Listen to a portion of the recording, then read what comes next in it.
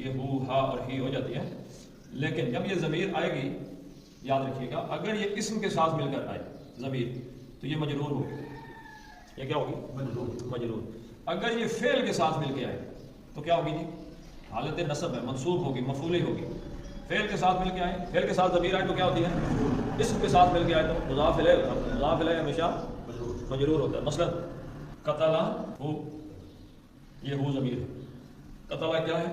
Fail, उसने कत्ल किया। हु अब यहाँ पे फेल के साथ मिलकर आई है, मंसूब है मफऊल की हालत में, को हु उस एक मुज़क्कर को।